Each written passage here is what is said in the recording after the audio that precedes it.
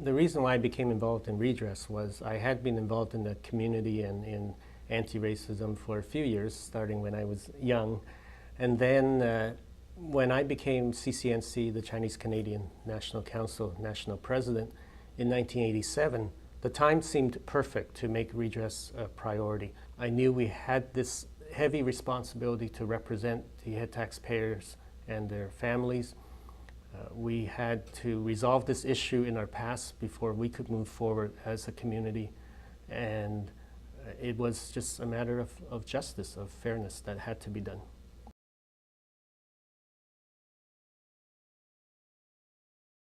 I think as a lawyer, I have some heightened awareness of our rule of law, of democracy, our freedoms.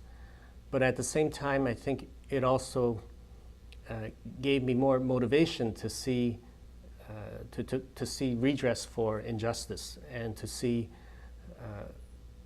a resolution, to get a resolution for this issue, which is about legislated racism. It's about an act of parliament, our own government passing legislation that was so blatantly racist, and it was not that long ago.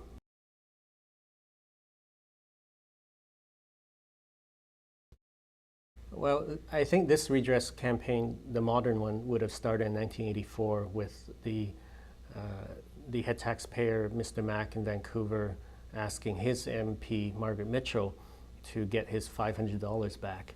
And when that was raised in the House of Commons, and then I think spontaneously across the country, the head taxpayers and family members, they were seeking justice after all these decades of really being rather silent about it.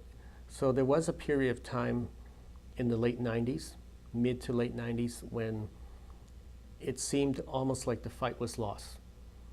And here we had been fighting 15 years, and I believe it was around that time when a multiculturalism minister basically said, no redress, which no one had really said before to us, but instead were really stringing us along for years.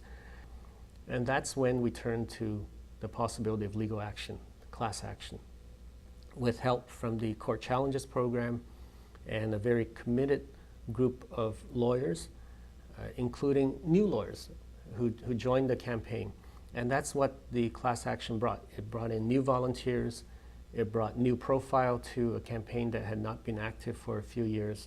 It revived the campaign. It kept it going. Redress, at least the apology and the settlement from 2006, it was about 22 years after the campaign formally started. And that's a very long time. And the reason why it took so long, I think we have to recognize, redress is a political decision. To have political success, you need good timing, you need power, and you need access to power. And those things converged magically in 2006.